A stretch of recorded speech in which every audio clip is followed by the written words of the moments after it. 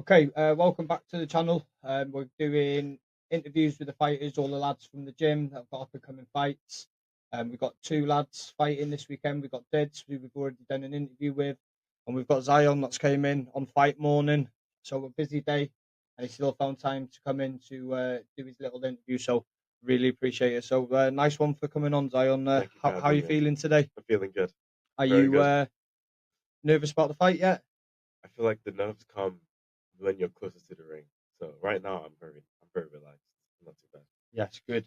Okay, so you're fighting for the UBC um, welterweight title. So you are going up a weight class from your last two fights. We were a little bit Yeah, lighter. We were at 66 66. on so it's extra 2 kilos up in the weight class. But I don't think you'll have a problem. Are you a bit nervous about boxing at a little bit of a heavier weight, or No, I because you think I'm mix it okay. with everybody Yeah, in yeah. in sparring, and everybody seems to be heavier than you, and you hold your own with everyone. So are you feeling comfortable with that? Feeling comfortable. Yeah, Yeah, yeah.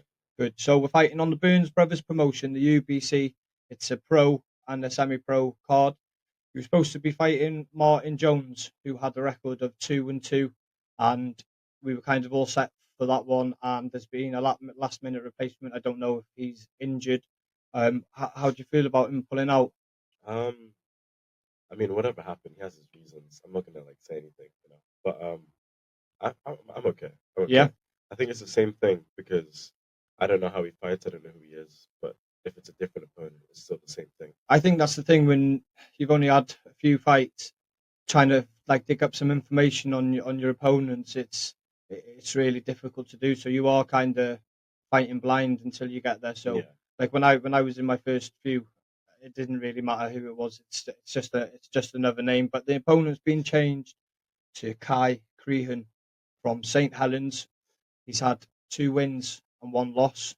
You're on a 3-0 at the two moment. and oh yeah. 2-0. Um, how do you feeling about his record? It's a good record. Yeah, It's he's definitely, in good he's cards. won more than what he's lost. Um, so we'll be fighting in Liverpool City Centre. It's um, it's a really good venue. It's a very lively venue. You'll be fighting earlier this time. You're on third. Yeah, yeah. Do you feel more comfortable fighting earlier in the afternoon rather than late at night? Because the last few we've been on quite late. Yeah. Um, I'm not really sure because when I fought last time and the first time I was fighting, watching people fight before me kind of gets my mindset ready to fight as well. Yeah, Like I know what to expect. I see how other people fight. I like see the average of people. Like, okay, this is the level I'm dealing with. This is the strategies I have to put in place. This is what they're not doing. This is what I can do. Because I'm going like one of the first people, then the first fight is someone from our gym, so I'm going to watch their fight. It's like I watch one fight, then I need to get ready, then I need to warm up, then I need to stretch, and then I'm immediately in it. So it's gonna be like muscle memory. It's yeah, like I'm not really warmed up mentally. I'm just like entering there. Like the first spar is the worst spar. yeah. That's gonna be my first spar. So Do you think that because I feel like the later that I'm on, yeah. the more time I give myself to build that anxiety. Uh, I feel like if I go on straight away, like since I started winning titles and stuff, they always seem to put you on closer to the end. So I feel like I'm that anxiety and it tires me. And sometimes I feel like when I'm warming up, I'm so tired already. So like, do you feel like you might be a little bit better? I think you might find it easier boxing. You haven't really gone on first, second, or third yet. I think you'll find it easier. But for me, I just build myself full of anxiety the longer that it goes the on. Like build you're up to saying, it, yeah. seeing the quality of people, and then you'll see some really good ones, and you're like, shit, is that is my guy like that? Yeah, yeah, yeah. Um, okay, so we'll talk about the weigh in. So you weighed in yesterday morning. The maximum weight was 68 kilos, and you weighed in at what? 68.0. Oh, and no, you were 67.8. Oh, really? Oh, So yeah, just minus the two. it Yeah, was minus the two. So um, you were point 0.2 under, and you had clothes on. So you made that weight pretty easy. So you've been training this. So this was kind of our goal. You weren't ever intended to be a boxer. You've had a couple of Muay Thai into clubs, yeah, yeah. um, and that kind of was. your goal. That's what got you into fighting. I believe your friend was Taekwondo, Yeah. and then you've got into the Muay Thai, and you came to boxing to basically get better with your hands. And I feel like you found a little talent there. And I know you're still doing both, but I think you surprised yourself how good you were with your hands. You know, when you were boxing boxers, and you were like, I'm holding my own here. Yeah, yeah. So talk us through. It's like you said, I was like doing Muay Thai. I was like, I can get my kicks there, but my hands aren't doing anything. Like I'm getting hit by the most basic jab or like just anything. Like my guard was incorrect. I couldn't parry like any straight punches. I can't roll because I'll like peekaboo into like when someone's shin. Like it was Yeah, like too much. I was like, okay, let me try boxing. See if I can take little golden nuggets from boxing and then take it to my Muay Thai kickboxing. I was like, this is not just golden nuggets. This is like the landmine. It's like a pile of gold. And like, I'm gonna like invest it, I'm gonna make invest rings, it. make chains. Yeah, and I was like, yeah, let me just go to the boxing clubs nearby. And I was like, this is fun. Then I talked to Hashim, one of the people that train in our gym, and he was like, yeah, I go to the pound as well. Because when our clubs, our societies were down, he would still be training. Yeah. Like, oh, let me go there. Go there. I go, ass, what? Bad, but I was like, this is fun. It's like it's not like it was a bad whooping. It was like I know what I did wrong and I can improve on it. And I kept on improving, talking to other people at the gym. The community was really nice. I was like, I'm gonna stay here.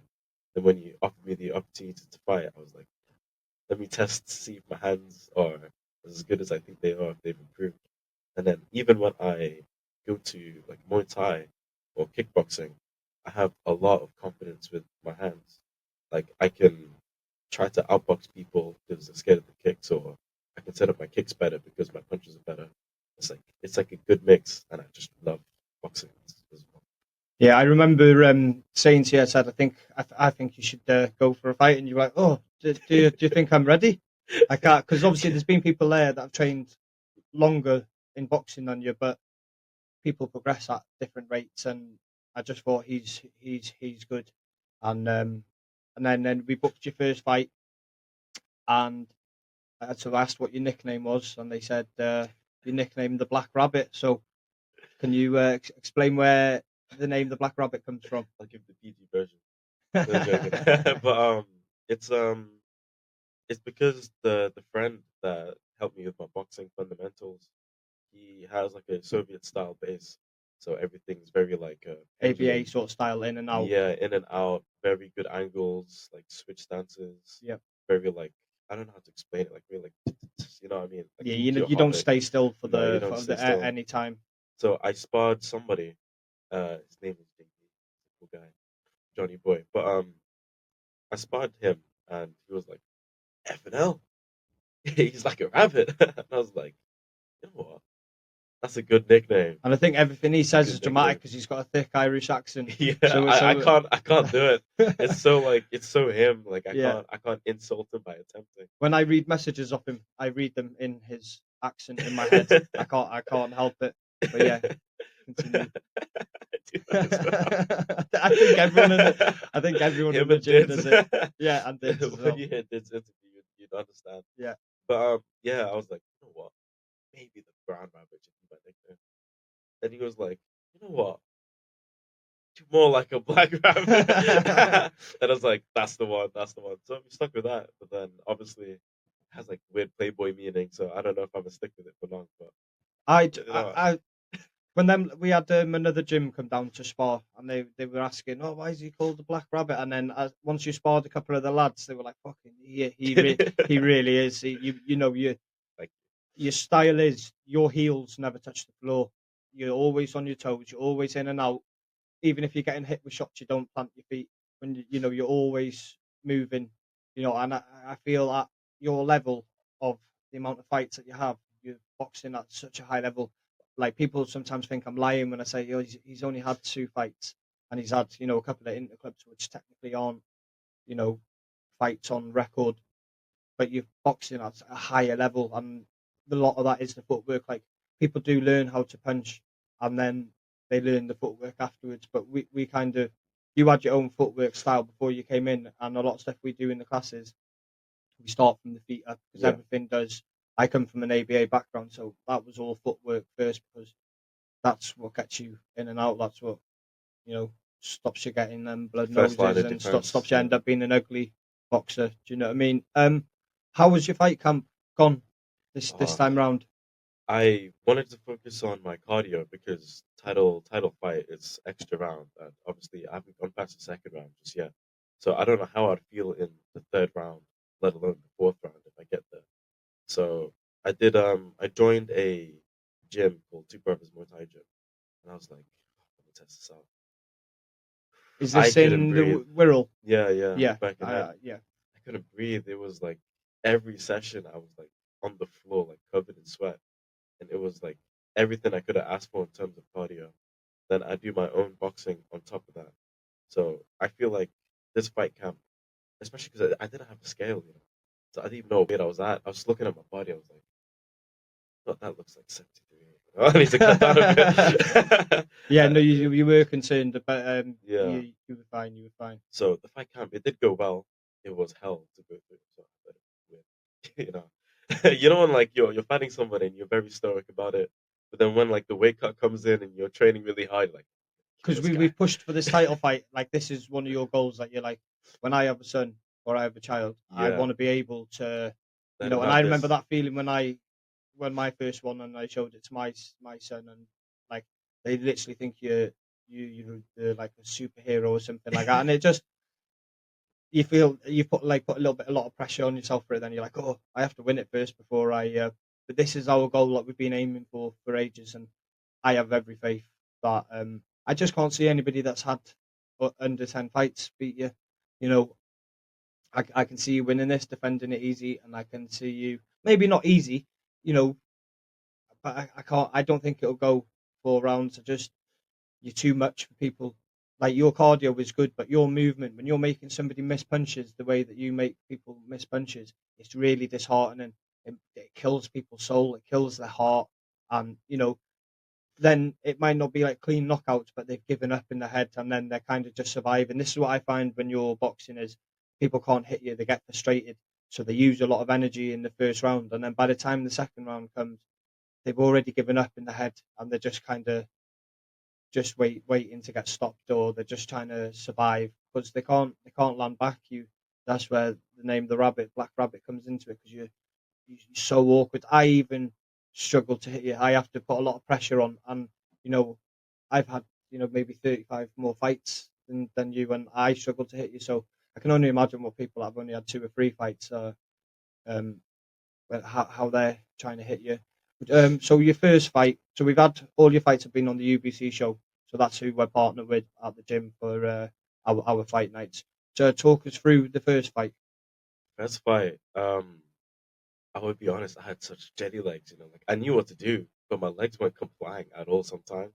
It wasn't like I didn't feel nervous, but my legs definitely felt nervous. They're just like little, I don't know how to like spazzing out. I think Yeah, that's the word I'm looking for.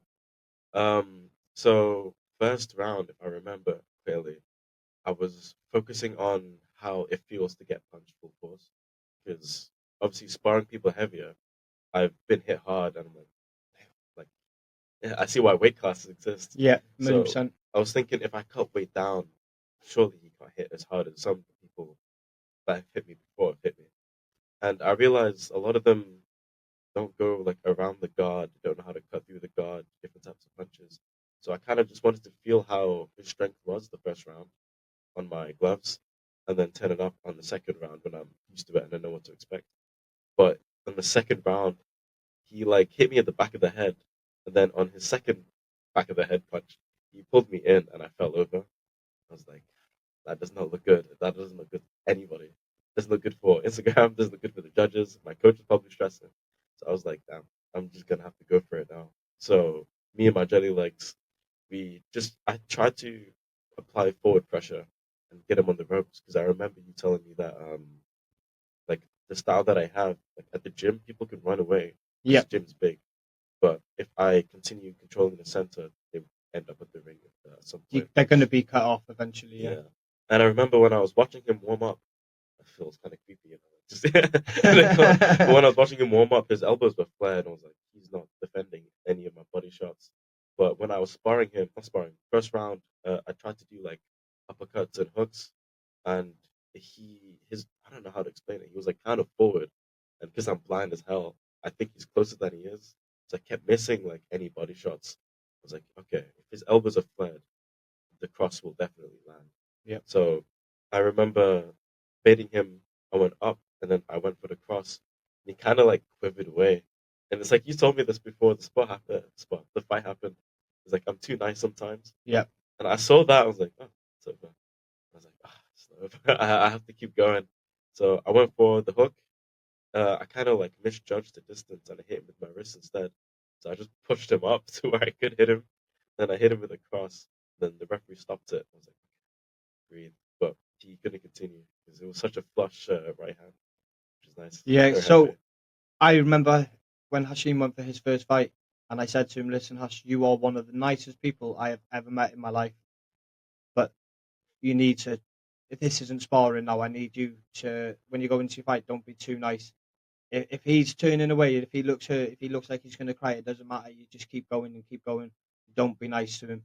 And he kind of did it. And I remember him coming up to me just before your fight. And he said, "Can you do me a favor?" He said, "Remember that speech that you gave to me about not being too nice?" He's like, "Can you give the same thing to Zion?" I said, "I was going to anyway." Just because you can feel sorry for people, and I've seen people turn it down because they feel tight on them, and then they end up getting knocked out. Do you know what I mean? And at the end of the day, we all sign up for this to get punched in the face, and you know, you protect yourself until the referee stops it, and you keep throwing punches until the referee stops it. And yeah, you did. You. I find what you do, what you've taken from the gym really well is we download that information in the first round. We try not go in really quick. On a lot of these fighters, they tend to come in and just try and take your head off in the first round. As where our gym, we step back, we box, we download that information, we see how hard they hit, we see if they're flinching, we see what their head movements like, if there's any. If they're really quick, we go to the body and stuff like that. So then you turn it up in the second round. That's why I always say to you, your second round, your footwork, they think, oh, that was the best of him in round one. He's only going to go downhill from there. He's going to get more and more tired. But then we kind of turn it up Mm. as the rounds go, and it's really difficult for people to deal with. So that your second fight was a title eliminator for the fight that we will be having tonight. Mm. Do you want to talk us through that fight? It was kind of the same strategy as in Yep. like first round, first gear, second round, second gear, third round, third gear. Um, the first round, man, I realized he was very open as he would throw punches, but because he was southpaw, I just did not know what to do. I was like, the only punches I know will land are my lead hook and cross. So I was like trying to like understand how I could use my cross as like a jab almost, or how I could counter his rear hand because he would just loop it around. It's like all the way from back here, then all of a sudden it's in my face. Yeah. I was like, oh, it's such a weird style. It's so confusing. But I knew like as long as I like concentrate the first round, just focus on how he feels, how he looks. Because like a lot of blind fighters will like understand what I mean. It's like we can't really judge distance from like our eyesight. It's kind of like where he hits me from and where I hit him from. It's like okay, so that's how it feels to hit from the side. So So you like miss that tiny bit, and then you make them adjustments, not yeah. visually, but right, I've missed Like by a set amount. you can kind of feel it. You know when you're in like the flow state and you're like, Yeah, okay, that's the distance I need to be at. I was like I was doing that the whole of the first round, but I keep forgetting that like people are judging what I'm doing. yeah, So I wanted to start like the first 30 seconds strong, uh, middle minute like downloading information, and then the last 30 seconds strong. First 30 seconds, I realized he doesn't really know what to do when someone puts like crazy pressure, like with punches and punches with head movement as well. And then within the first minute, I realized I shouldn't close the distance too much because he would just like wrap his hands around me yeah, or just do something dirty, like clinch my ears or something. So after that, I tried again with like middle ranged fighting, like kind of like boxer puncher style of like going in and out almost. It was like that worked. So second round, I was gonna stick to that, just forward pressure, not too much, but like enough for yeah. him to like run around the ring. And lo and behold, he was on the ropes. which is good. So I think it was the cross, because only the cross was landing. I was like, I can't do That that is right the hook. antidote to me being southpaw myself. That's one thing that I always watch out for is Yeah, that straight right straight down the middle cross. because it is an antidote to a southpaw.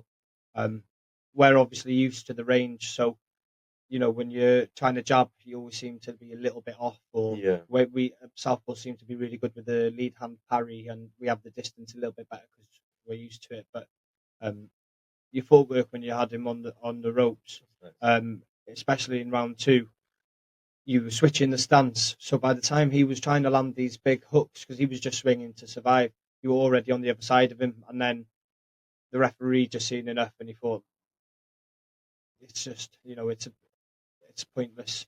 You were just landing at will.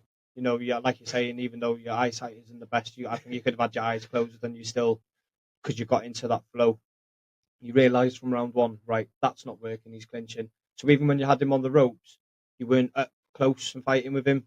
And when you were moving too quick for him to clinch you. So when he was trying to grab, you were all hitting him. You were on the other side, hitting him with uppercuts and Yeah, hooks, and then you were around the other way. Then it was body shots.